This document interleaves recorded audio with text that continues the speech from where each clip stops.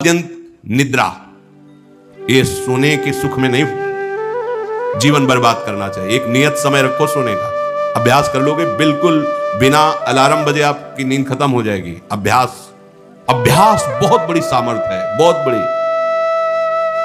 अगर नींद लेने का आपने अभ्यास बना लिया है तो ये आपके जीवन को नष्ट करने का बहुत बड़ा साधन बन गया। कुछ लोगों को सोने में सुख मिलता है कि सोते रहो। भैया कमाने आए हो, बड़ी मुश्किल से पास बना है इस भारत भूमि में तुम्हारे जन्म हुआ, मनुष्य योनि में। कुछ दिन के बाद ये सब खींच लिया जाएगा। सोने में समय क्यों बर्बाद कर रहे हो? कमाओ, सदाचरण करो, समाज को सुख पहुंचाओ, नाम जप करो, बड़े बुजुर्गों को सुख पहुंचाओ, किसी को दुख ना पहुंचाओ। ये कमाई कर लो। कमाई करने आए हो या तुम्हारा कुछ नहीं, न था ना है न रहेगा। होश में तुम्हें जो पद मिला है, जो सामग्री मिली, जो जीवन मिला है, लगा दो पर सुख में और निरंतर भजन करते हुए जीवन मुक्त हो जाओ। क्योंकि स्वसुख में पाप बने हैं तो तत्सुख में समस्त पापों पर विजय प्राप्त कर लो। पर समझ नहीं आता। हर समय हमें सावधान रहना है। एक समय नींद को देना है, उचित दे लो, क्योंकि आप साधक हो, उचित दे लो। इसके बाद इससे शत्रु की तरह बर्ताव करो। अभ्यास बहुत बड़ी ताकत है, बहुत बड़ी ताकत। ये कोई सिद्धि नहीं, अभ्यास। आपने यदि अभ्यास किया है, नींद का आदर किया है, तो आप ऐसे भी हैं। साधकों के सामने बताया था उन्होंने कि मुझे बस भोजन पवा दो तो मैं सो जाऊंगा, फिर भोजन पाऊंगा, फिर सो जाऊंगा। मेरा अभ्यास इतना दृढ़ है। वह धन्य है आपका जीवन जो ऐसा अभ्यास सिद्ध कर लिया है। अरे बर्बाद करने के लिए सोना थोड़ी है। तो यहां कह रहे हैं अति निद्रा, उचित निद्रा आवश्यक है। जब तक शरीर भाव में साधना हो रही तो जरूरी है। और ईर्ष्या, दूसरे की बढ़ोतरी देखकर जो ईर्ष्या होती है, जो जलन होती है, ये उपासक को उपासना में बढ़ने नहीं देती। इसको संभालिए। एक ही उपाय है जिस पे ईर्ष्या हो, भगवत भाव कर लो। प्रभु मैं आपको जान नहीं पा रहा हूं, फिर भी मेरे अंदर में आपके प्रति, आपके ही प्रति है, क्योंकि आप ही है ना। प्रभु मेरा सुधार कर दो, बहुत जल्दी सुधार हो जाएगा। मोह, भले परिवार में रह रहे हो पर इतनी तो बात समझ लो, ना वो तुम्हारे हैं ना तुम उनके हो। ये तुम्हें समझ में भले ना हो पर डाल लो। सुत बनितादि जान स्वार्थ रत ना करू नेह सभी ते, अंत ही तो ही तजेंगे पामर तू न तजय बहीते। जैसे आप स्टेशन में होते हो तो किसी से मोह थोड़ी करते हो। बैठे सब आस पास, कोई चाय पी रहा है, कोई हंसी मजाक कर रहा है, बातें कर रहे हैं, सब मिलान हो रहा है। गाड़ी आई, किसी से कोई मतलब नहीं, अपनी गाड़ी में ऐसे ही जैसे प्याऊ में हम खड़े हैं, भीड़ है, पानी पिया, चल दिया। ऐसे ही आपको समय मिला है 70 वर्ष, 80 वर्ष, 100 वर्ष, उन जनों के बीच में रहकर अपनी गाड़ी का इंतजार करो और भगवत प्राप्ति करके अपने परम धाम जाओ। पर अगर नहीं समझ पाए तो ये माया ऐसा लगती, मेरा पुत्र, मेरी पत्नी, मेरा परिवार, मैं, पूरा समय चला जाता है। फिर जिनको तुमने मैं करके अब वो अंतिम समय दिखाई देता, कोई अपना नहीं, कोई अपना। अभी मतलब आप तो अपने ही घेरे में हैं, जैसे अपने लोग भ्रमण किए तो देखा है, रो रहे हैं, उनके परिवार वाले उनसे बात भी नहीं करते हो। अवस्था ऐसी है कि डंडा के सहारे 2-4 कदम चल सकते हैं। वस्त्र मल से कौन साफ करे उनका? ऐसी, ये नहीं कि वो किसी एक की बात हो, इस स्वार्थी संसार कोई किसी का नहीं। तो हम ये नहीं कहते कि भाग जाओ, हम ये कहते उन्हीं के बीच में रहकर उनके हृदय में विराजमान प्रभु से अनुराग करो, ना कि देह से।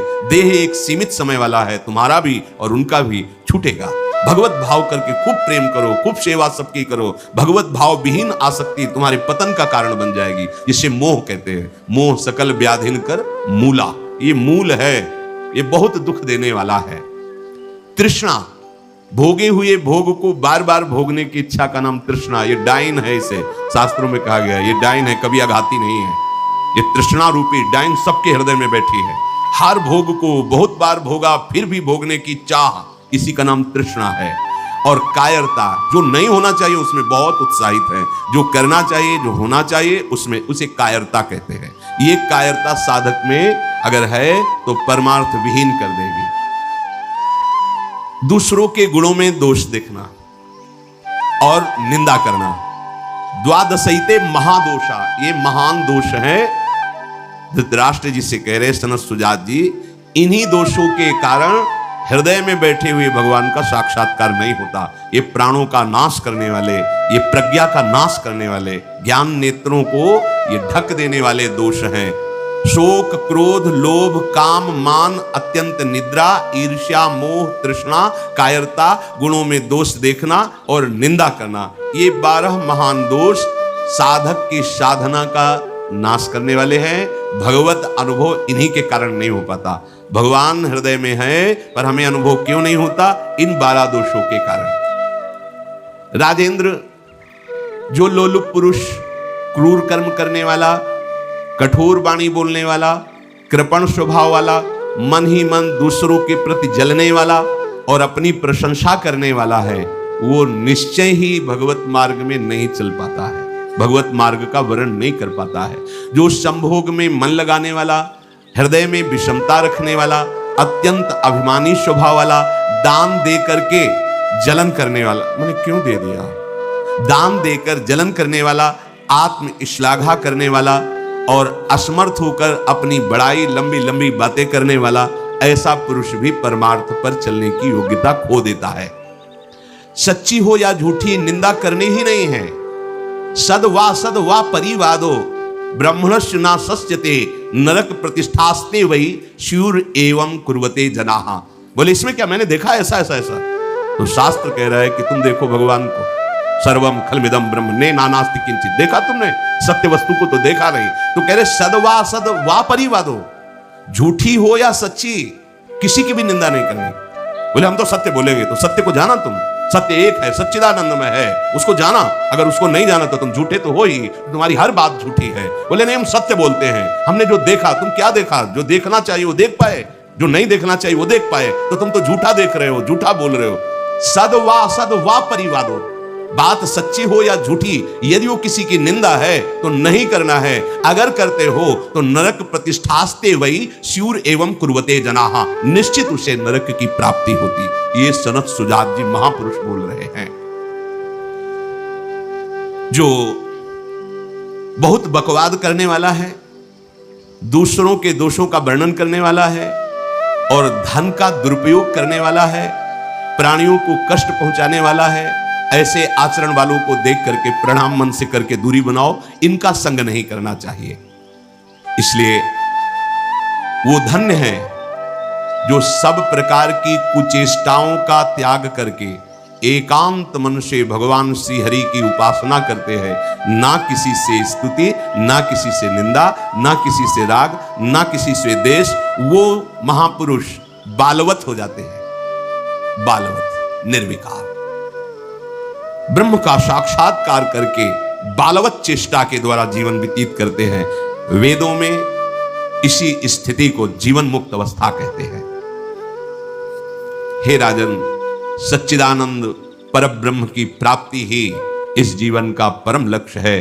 जो इस लक्ष्य को निश्चित करके, जो बताए हुए दोष हैं उनका त्याग करके, असाधनों का त्याग करके साधन में स्थित रहता है, निश्चित उसका स्वभाव बालवत। बड़े बड़े महापुरुषों को देखे एकदम निर्विकार, बालवत चेष्टा, बोधवान होते हुए भी अबोधवत चेष्टा, जैसे बच्चा, न किसी से राग न किसी से द्वेष, खेल रहे स्वभाव। जीवन मुक्त महापुरुष कर्ता और भोक्ता भाव से रहित होते हैं, कोई भी दोष उनका स्पर्श नहीं करता, वो जगत मंगल करते हैं। वही स्थिति अपने को प्राप्त करने का समय दिया गया है। दृढ़ स्थिति प्रभाव नहीं, बहुत कृपा से ऐसी ऊंचाई पर आ गए जहां इन द्वंद्वों का प्रवेश नहीं, तो आप फिसलना नहीं, अब चूक नहीं, हर समय सावधान, सेवा सुमिरन सावधान, हर समय सावधान। एक सेकंड के लिए भी किसी इंद्रिय को छूट नहीं, धोखा पैदा कर देगी, भ्रम पैदा कर देगी, फिर पश्चाताप होगा। लोक चतुर्दश बहुविधि भटक्यो, स्वार्थ लगी मैं हरि बिसरायो। 14 भुवनों में स्मृति जागृत है। जो भगवत साक्षात्कार करने की स्थिति है उसमें ऐसी स्मृति जैसा जैसे काकभूषण जी कह, मुझे सब कल्पों का याद है। जिस समय अंतिम समय होता है जी का, या जिस समय गर्भ में होता है, दोनों स्थितियों, गर्भ में उसे बहुत जन्मों की याद आती है, तो वो व्याकुल हो जाता है। ऐसे ऐसे कर्म उनके परिणाम से इस गर्भ में, एक बार प्रभु एक बार मुझे निकाल दो, मैं जाकर के मानव देह में ऐसे सत्कर्म करूंगा, ऐसा भजन करूंगा कि दोबारा मां के गर्भ में ना आना। जब अंतिम समय होता है तो जितने इस जन्म में दुष्कर्म या सत्कर्म के सब सामने घेर लेते हैं, बहुत जन्मों के कर्म संस्कार छा जाते हैं। और जो उसको योनि मिलनी होती है वही चित्त अटक जाता है आगे। बहुत सावधान, बहुत सावधान। कह रहे हरिराम व्यास जी, 14 लोकों में घूम कर, मेरी स्मृति इस समय जागृत, 14 लोकों में घूमा हूं, हर जगह सुख भोग की लालसा में हरि का विस्मरण ही होता रहा। हरि का स्मरण कब होता है अखंड? जब लौकिक सुखों की, भोगों की चाह खत्म हो जाती है। होगी कैसे? भगवान नाम जप से। हरि का विस्मरण कब होता है? जब किसी भी भोग में महत्व करके भोग रहे होगे, उस समय हरि, और अगर हरि स्मरण है तो उसमें सुख नहीं मिल सकता, क्योंकि सत्य प्रकाश तुम्हारे साथ है। इसीलिए बड़े भाग्यशाली जन हैं जो रात दिन नाम का पहरा बैठा लिए, रात दिन उठे बैठे चले फिरे खाए पिए सब क्रियाएं हो रही और भगवत स्मरण पर है। बड़े महत भाग्यशाली। ये जो लोग कहते हैं ना नाम में रुचि नहीं हो रही, नाम चल नहीं रहा, भाई सिद्ध तो नहीं हो गए ना। रुचि तो भोगों में है, अब नाम अरुचि पैदा करेगा भोगों में, फिर नाम में जब रुचि आएगी तो नामी का रूप झलकेगा। धैर्य पूर्वक जपिए। 14 भुवनों में घूम आया, इसी स्वार्थ ने सुख भोग की लालसा ने हरि विस्मरण कराया। हरि विसरायो। करोड़ों ऐसे अपराध किए जन्म जन्मांतरों में जिन्हें ब्रह्म हत्या कहते हैं, पंच महापाप कहे गए हैं। कैसी बुद्धि मलिन हो गई है कि इन पंच महापापों को हम मनोरंजन समझते हैं, सुख का साधन समझते हैं। मदिरा पीना, पर स्त्री गमन करना, द्वित कीड़ा, हिंसा, स्वर्ण चोरी, ये 5 महापाप हैं। बोले हम तो हिंसा नहीं करते, अगर मांस खाते हो तो हिंसक ही हो, वही दंड मिलेगा जो हिंसा करने वाले को मिला है। वो ऐसे जैसे कोई गौ हत्या करता है और आप मांस खाते हैं तो बिल्कुल वही हत्या आपको प्रताड़ित करेगी, आपको जलाएगी, आपका नाश करेगी। कोटि गाय ब्राह्मण मारे को ताप पाप उपजाए। ब्रह्म हत्या जैसा पाप लगता है। देखो कैसी मलिनता है। इसको हम आनंद समझते हैं, मनोरंजन समझते हैं। यह है भारी विपत्ति संपत्ति की। बहुत बहुत सावधान। यह ऐसा धुआं उठा है कलिकाल का, मलिनता का, कि पापाचरण में रति है। जैसे निष्ठावान धर्मात्मा पुरुष धर्म से विचलित नहीं हो सकता, ऐसे ही हम अधर्म निष्ठा वाले बन रहे हैं। स्वागत में तो मदिरा ही प्रदान हो रही। कैसा कैसा बुद्धि काम नहीं कर रही। कैसे मंगल होगा, कैसे सुख होगा, जिसे शास्त्र के रचयिता भगवान स्वयं श्री कृष्ण द्वैपायन व्यास देव जी वो कह रहे हैं। ये पंच महापाप है, ये ब्रह्म हत्या के समान है। कैसा कैसा मनोरंजन। मित्र मिले, क्या स्वागत में मदिरा रखी जाए। और बहुत भाई धनी है, ऐश्वर्यवान, मांस भक्षण और व्यभिचार, मनोरंजन के लिए द्वैत कीड़ा, दूसरों का धन अपहरण करना, हिंसा करना स्वभाव। क्या हो रहा है? बोले पाप ताप उपजायो, भारी ताप। कल जो है किसी को पूरी चमड़ी सड़ रही है, पूरी चमड़ी, चिल्ला रहे, पूरी चमड़ी उधेल रही, खून रक्त ऐसे मक्खियां भिनभिना रही। क्या हुआ? कर्म बिगड़ गया, मानव देह मिली, जीना मुश्किल है, प्रतिपल आह। अब जब तक जिए तब तक वो चीखता रहेगा। अर्थ नहीं है औषधि के लिए, कोई पास नहीं जा रहा है। आप समझो, जब कर्म अपना दंड देना प्रारंभ करेगा तो कोई तुम्हारी रक्षा नहीं कर पाएगा। बात समझो। हरिराम व्यास जी कह रहे हैं, कोटि गाय ब्राह्मण मारे को ताप पाप उपजायो। आप देश विदेश घूम रहे हैं, आप मांस भक्षण कर रहे हैं, क्या आपको ये जानकारी है कि विधर्मियों ने तलवार की नोक पर उसको पवाने की चेष्टा करते थे तो गर्दन कटवा लेते थे जन, पर उसको कभी जवान पे नहीं रखा, ऐसे चीर दिए गए, स्वीकार कर लिया, पर उन्होंने उसको रख। आज तुम पैसे देके खाते हो, तुम जानकारी करते हो कि जो तुम देश विदेश से घूम रहे हो, गर्दन उतरवाना स्वीकार कर लिया पर चखा नहीं। आज तुम्हारी बुद्धि इतनी भ्रष्ट है कि तुम पैसा देकर उसे खाते हो और अपने को मनुष्य कहते हो, अपने को जो जो भी नाम दो कि हम ये सनातनी, हम ये धर्म में चलने वाले। आप क्या? सनातन भगवान का नाम है, भगवान का नाम सनातन है। तुम भगवान के हो तो भगवान की आज्ञा का पालन करो। तुम्हारे लिए जो बना हुआ आहार है उसे आप पाओ, धर्म पूर्वक चलो। महापाप हम हर्षित होकर करते हैं, बातें बड़ी बड़ी ज्ञान वैराग्य और बड़े उन्नति की बातें करते हैं, और हमारे आचरण कैसे होते हैं। सुधार करो भाई, सुधार कर लो। अगर आपको ये मानव देह मिला है तो संभाल कर लो, नहीं कितनी योनियों में भटकना पड़ेगा अभी पता नहीं। अज्ञान के कारण लगता है देख लेंगे, कुछ नहीं, सावधान हो जाओ। यदि आप जिस पशु का मांस खाते हैं उसी पशु की हत्या का आपको पूर्ण दंड मिलेगा। यानी कि मैं खरीद लाता हूं, मैं कोई हत्या तो नहीं करता, लेकिन आप पा रहे हैं ना, वही पाप आपको लगेगा, वही कर्ता प्रेरक अनुमोदन। आगे कह रहे, कबहू स्वपचु शरीर धर्यो मैं, चोरी बल उदर बढ़ायो, कबहू कविद्या बाद स्वाद लगी, ब्राह्मण हुए पुजवायो, हरि बिनु छीन ना कहूं सुख पायो। कभी नीच प्रवृत्ति धारण करके, नीच योनि में जन्म लेकर के नाना प्रकार की चोरी कपट छल, बस कैसे पेट भरे।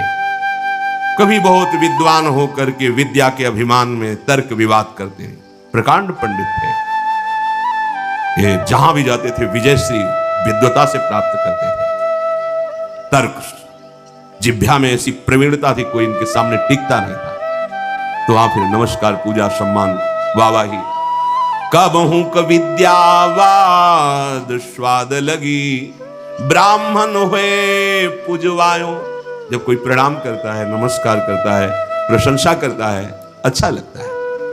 वो अच्छा लगना देह भाव को पुष्ट करके भगवत विस्मृति के गर्त में गिरा देगा। कबहू करंक निशंक भयो, घर घर फिर जूठो खायो, कबहू का सिंहासन पर बैठो, छत्र चौर ढरवायो। कभी तो इतनी गरीबी देखी है, कभी किसी योनि में ये देखा कि राजा बन गया, छत्र चौर बड़ा वैभव, लेकिन उधर गरीबी में भूख से व्याकुल होकर भगवत स्मृति रहित जीवन गया। कभी इतना वैभव कि उसके अभिमान में प्रभु को भूलकर भटकता रहा। ये ऐसी माया है कि जो जहां है उसी में आसक्त है। महाभारत में प्रसंग आता है, भगवान व्यास देव जी जा रहे थे तो एक नाली का कीड़ा निकलकर बड़ी तीव्र गति से मार्ग को लांघ रहा था। वह भाई इतनी रफ्तार से आप जा रहे हो, क्यों, क्या पीड़ा है तुम्हें? बोले उस साइड की नाली में मुझे जाना है और भयभीत हूं। क्यों भयभीत? तुम्हें गाड़ी की आवाज नहीं सुनाई दे रही? बैलगाड़ी आ रही, वो हमारे ऊपर चढ़ेगी तो मैं मर जाऊंगा। भगवान व्यासदेव जी सर्व भाषाओं का ज्ञान रखने वाले, उन्होंने कहा तुम्हें इस कीड़े शरीर से इतना प्यार है?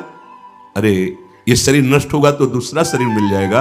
बोले आपको जो व्यास शरीर प्रिय है ना, ये उतना ही हमें ये कीड़े का शरीर प्रिय है।